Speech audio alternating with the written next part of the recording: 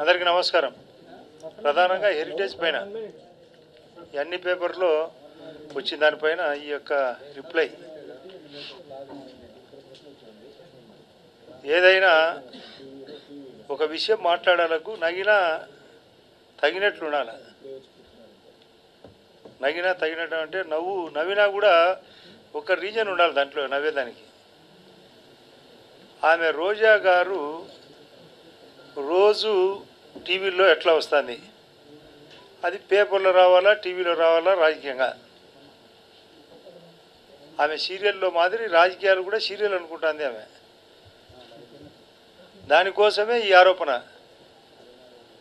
హెరిటేజ్లో వాళ్ళు ఎప్పటి నుంచి హెరిటేజ్ సంస్థ, ముఖ్యమంత్రి గారు మూడోసారి ముఖ్యమంత్రి, అంత చీపెస్ట్గా తన వ్యాన్లో ఎర్ర చందనము తీసుకుపోయేంత బలహీనత ఉందా?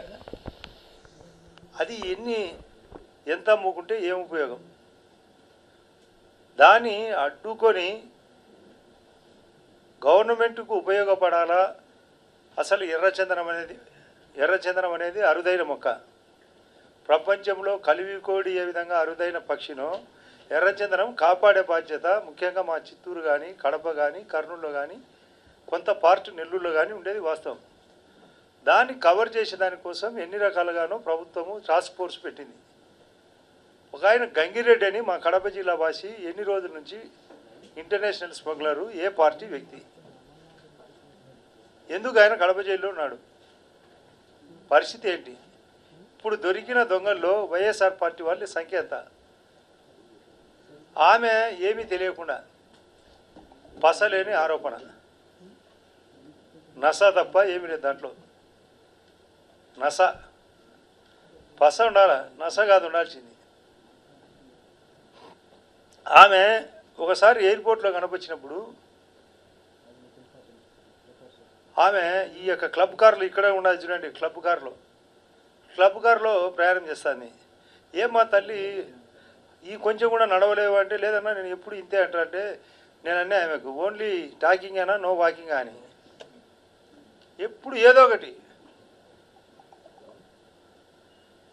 పూర్తి స్థాయిలో ఆమె ద్వారా మాట్లాడిస్తే లేడీ కదా, ఎవరు మాట్లాడలేరు అనే విషయం పైన ఆమెను మాట్లాడిస్తారు.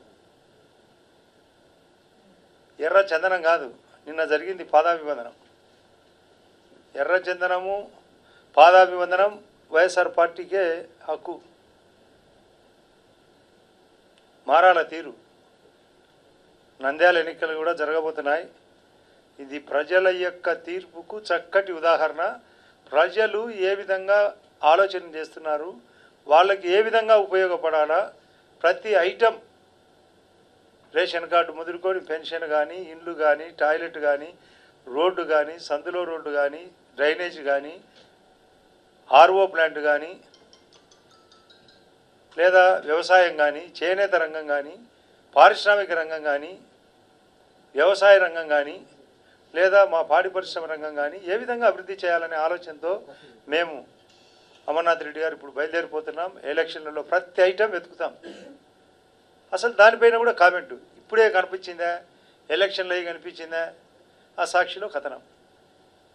అసలు ఎలక్షన్లప్పుడు కనిపిస్తుంది. ఎలక్షన్లను దృష్టిలో పెట్టుకొని రాజకీయం అంటే ఏంది?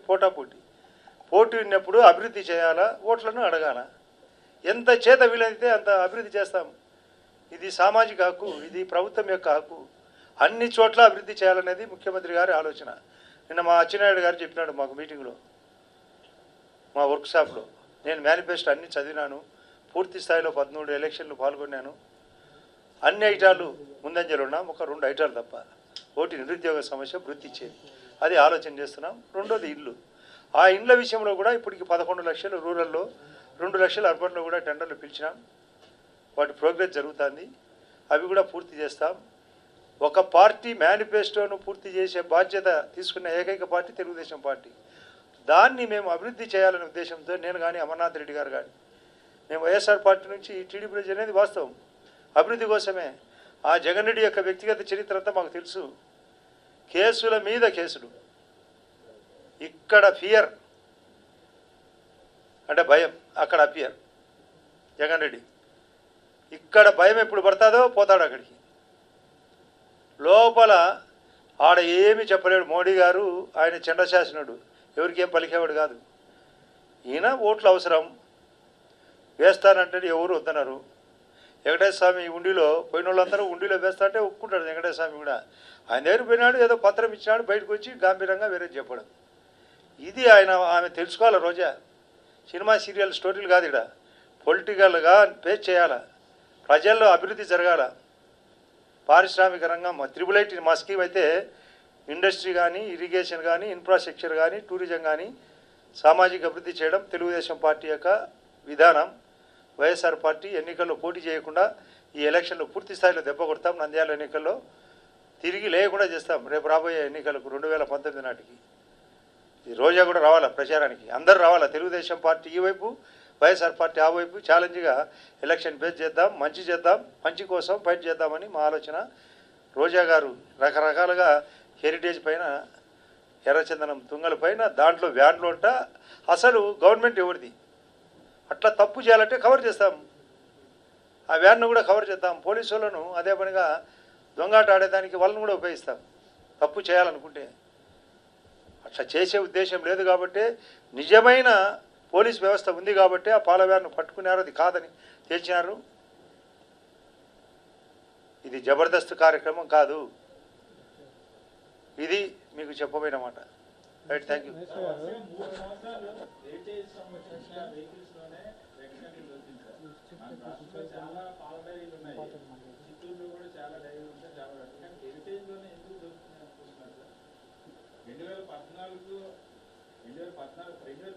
డిసెంబర్ 9 దొరికింది. 2016 ఏప్రిల్ 14 దొరికింది సీఎం గారి సొంత పొలాల్లో.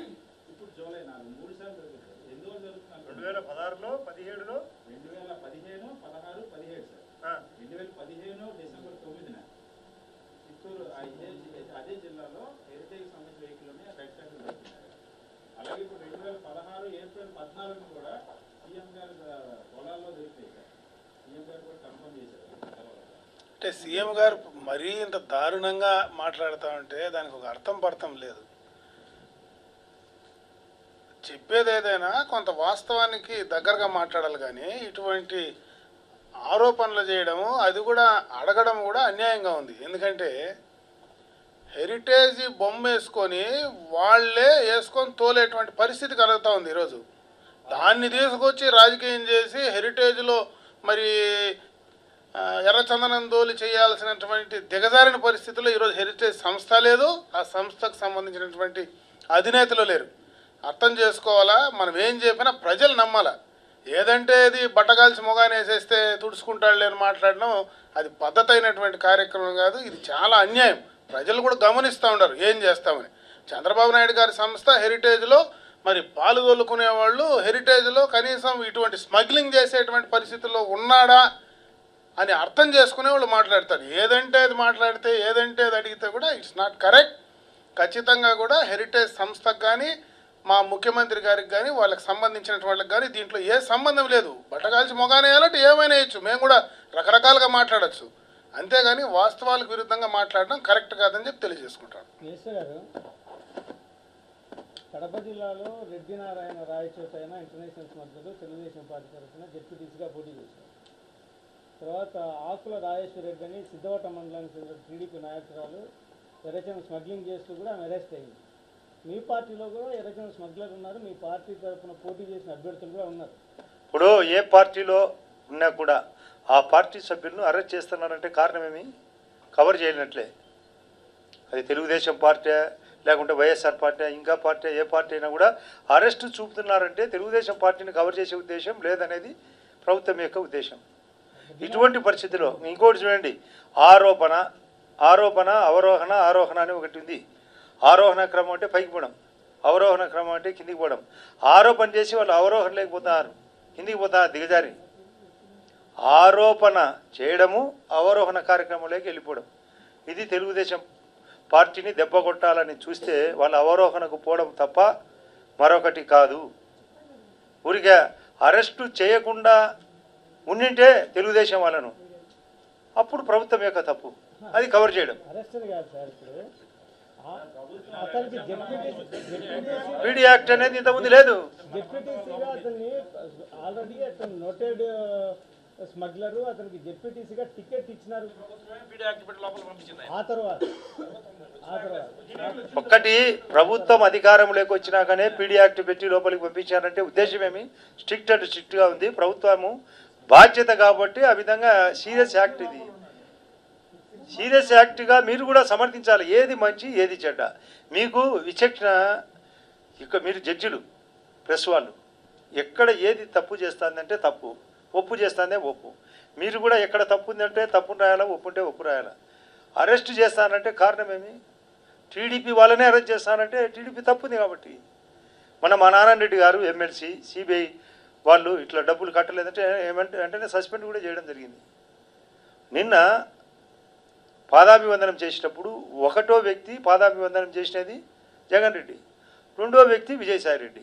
అంటే కేసులో కూడా A1 A2 అంటే సీరియల్ ఈడ కూడా మెయింటైన్ చేసినారు. పాదాభివందనంలో కూడా A1 ముందు A2 2. ఇది ఆ సీరియల్ నుంచి రావాలా బయటికి. రాష్ట్రపతి కాలేదు కదా సార్, రాష్ట్రపతి కాలేదు కదా, రాష్ట్రపతి కాలేదు కదా సార్, కోవింద్ గారు, రాజ్నాథ్ కోవింద్ గారు రాష్ట్రపతి అవ్వలేదుగా. ఎన్నిక గురించి మాట్లాడుతూ ఖచ్చితంగా గెలిచి తీరుతాము. అంటే ఎందుకని ఇంతకు ముందు 2 మినిస్టర్లు ఉన్నారు, బట్ ఇప్పుడు 4 మినిస్టర్లు అయితే 6 మినిస్టర్లు మొత్తం ఒక ఎన్నిక కోసం ఎందుకున్నారంటే ఓడిపోతామని డౌట్ వచ్చిందా, లేకపోతే అంటే అభివృద్ధి చేసినప్పుడు అందరిది యొక్క సమిష్టి బాధ్యత. క్యాబినెట్ అంటే సమిష్టి, అందరు రావాలా, మంచి చేసేదానికి అందరూ రావాలని మీరే కోరుకోవాలా.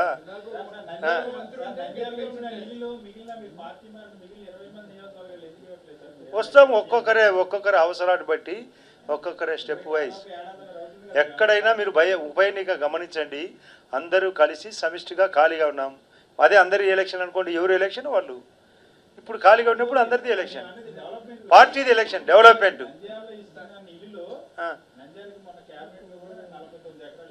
అవును చేస్తారు, అందరికీ మాకు కూడా అవకాశం వచ్చినప్పుడు అందరికీ చేస్తారు, పరిస్థితిని బట్టి చేస్తారు. ఎలక్షన్ కాదు, ఎలక్షనే కాదు, పరిస్థితిని బట్టి, అవసరాన్ని బట్టి. ఇప్పుడు 1 గంటకు అన్నం తింటారు, ఎందుకు? అప్పుడు ఆకలి అవుతుంది కాబట్టి. పరిస్థితిని బట్టి అంతే, ఆకలి బట్టి అన్నం, పరిస్థితిని బట్టి ఆలోచన.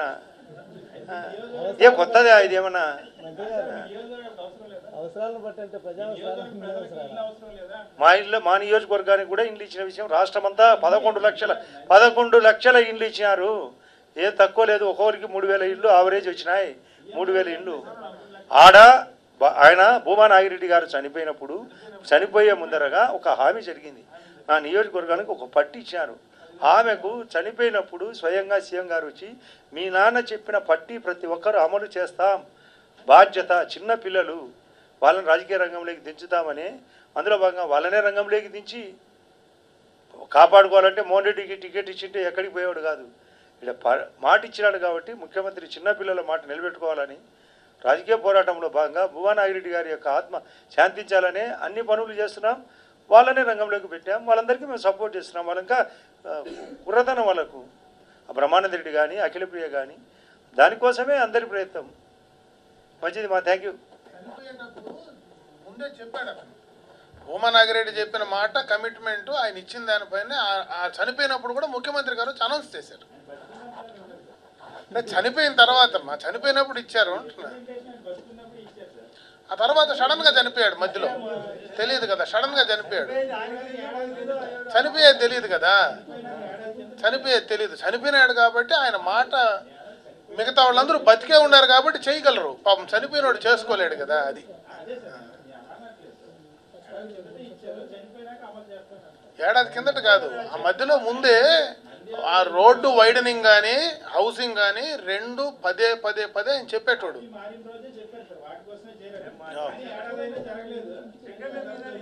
ఏడాది అంటే ఇప్పుడు అన్ని ఇంప్లిమెంట్ కావాలంటే నడవాలి కదా, నీకు ల్యాండ్ అక్విజిషన్ అన్ని నడవాలి కదా. ఇదేమి విట్లాచారి సినిమా డైరెక్షనా? ఇట్లా అంటే వచ్చేదానికి వాళ్ళు ఎవడేరు.